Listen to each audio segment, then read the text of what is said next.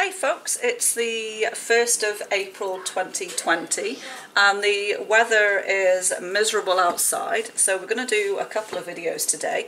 The first one is some ribs. We're going to make some nice tomatoey sticky ribs. Now I'm actually using deer ribs from the buck that we harvested in the season in October last year, but pork ribs are really the main one that you would use in this recipe. As I say, we have those, and I have quite a few ingredients out in the front here. This is my own recipe that I've adapted over time, so feel free to you know, change things up depending on what you have in the house. So just a quick run through of what we have. We have some wine. This is you can use water instead if you don't want to use wine, so I just have some homemade wine. And I'm not quite sure what variety of wine that is. It was an unlabelled bottle. We have some tomato ketchup, some Worcestershire sauce, some apple cider vinegar. I have some chili flakes and some cayenne pepper. I don't actually add too much of those because the children don't like it overly spicy. I have some paprika. This is not smoked paprika, this is just plain Hungarian paprika. Some garlic powder, and I know it says paprika, but it is garlic powder that's in there. I just reuse all my bottles. Some flour to thicken up the sauce. And I didn't realise when I started the video that I'd actually run out of mustard, but I did find some mustard seeds in the back of my pantry, so I just ground those up, so that will just be fine. You know, when we're at home and we're doing stuff like this, you just have to utilise what you have available to you. You know, we can't go running off to the shops at this moment in time. Some S&P, some salt and pepper. And for the sweet in this, a lot of people would use brown sugar. You could use honey, but I'm actually using some of our homemade maple syrup, and this is actually mixed with a little bit of the burple syrup, which is a birch and maple sap combination, so that will work really well. And the wild ingredient that I like to add to these is my alder catkin flour. Now, unless you do foraging and you pick these, you won't have that, so just omit them. You know, I just admit that, and that would be fine.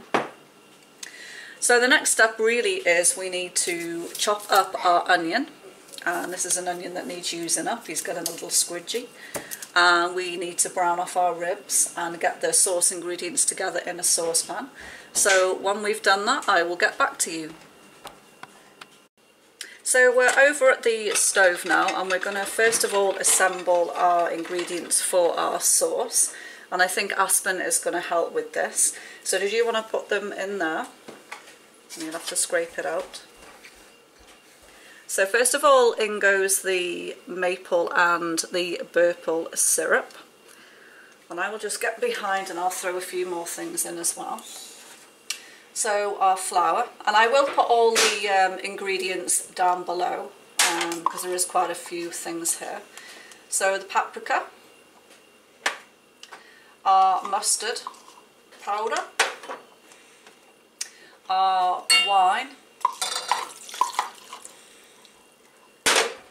and the apple cider vinegar. Just put a good couple of slugs. 1, 2. The apple cider vinegar. Sauce. So Aspen's just moving on now, and she's going to put the tomato ketchup in there, while I throw in a couple of squirts of Worcestershire sauce. 1, 2, and it looks like Budgie's getting in on the action as well. Now with the garlic powder, I like to put a good load of garlic in there. So we give a good shake of the garlic powder because it's good for us. And with the chili flakes, as I said, I don't go overboard with this because the children don't like it too spicy, but I like to put a little bit in, you know, just to give it a little bit of flavour.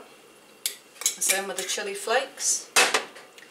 And the same with the cayenne, really just a little teeny sprinkle of cayenne powder in there. And of course a good twist of black pepper. Plenty of black pepper, it's very, very good for you. And a twist of salt. This is Himalayan rock salt. This is our favourite salt to use. We don't want to go overboard on that though. Yeah, don't do that, that's silly.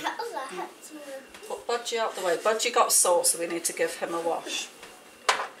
Now, as I said earlier, I like to add a little bit of the elder catkin, and you probably won't have that, so just omit that. You know, we don't need that if you haven't got it.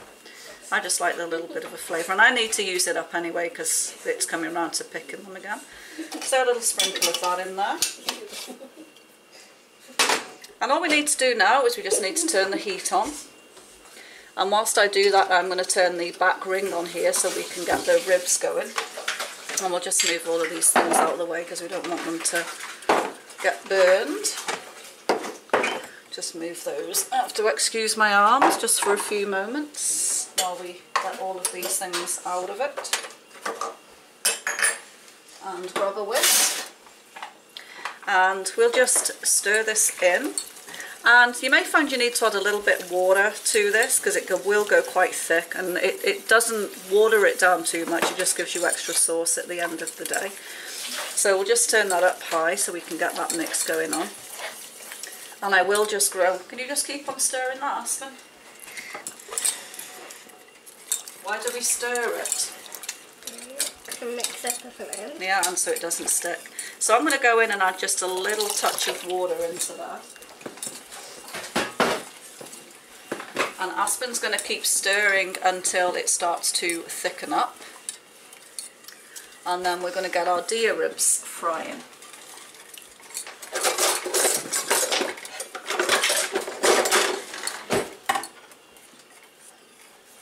So as I say, we use deer ribs because that's what we have. We don't usually have pork ribs.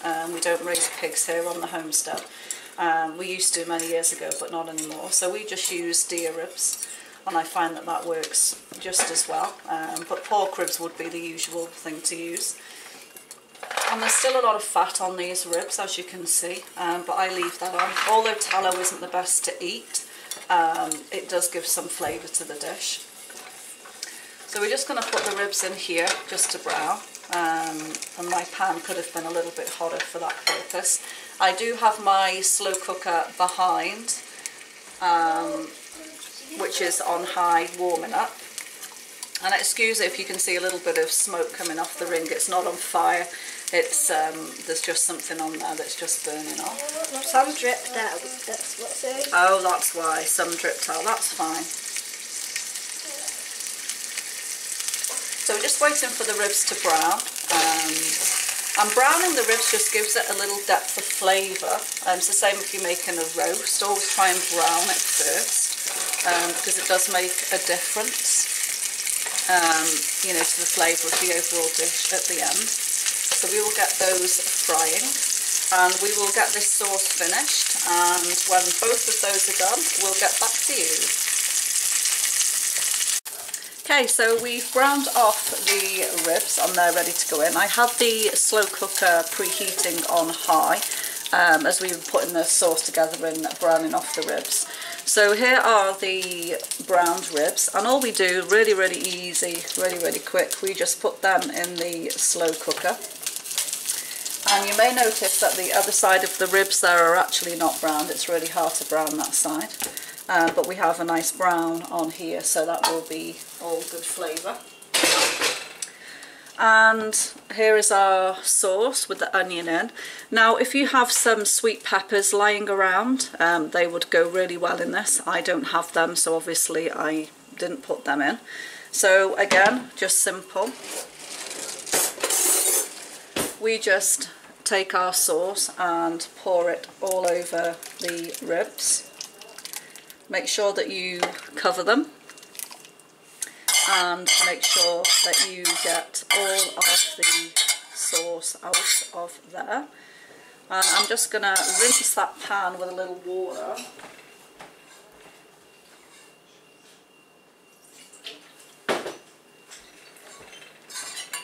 So we, waste not, want not, folks. Make sure you get every last little drip out of that pan. And this will cook now for a good few hours. I will turn it to low in about half an hour. I'll turn it down to low. And lastly, we're going to give it another bit of cracked black pepper on there. And we're about done here, so I'm just going to put my lid on. And as I say, that will cook on high for half an hour, and then I'll turn it down to low.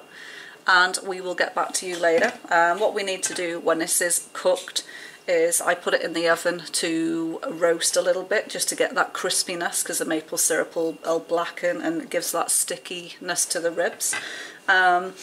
You don't have to slow cook pork ribs. I do slow cook pork ribs, but you don't have to. I just think it makes it fall off the bone nicer. But with the deer ribs, you have to do that because they are tougher. It's a wild animal, so they're much tougher than a domesticated animal would be. So anyways, we will get back to you later. So see you then. So here are the ribs, and as you can see, they're cooking down nicely. They've been cooking in here now on low for about 3 hours.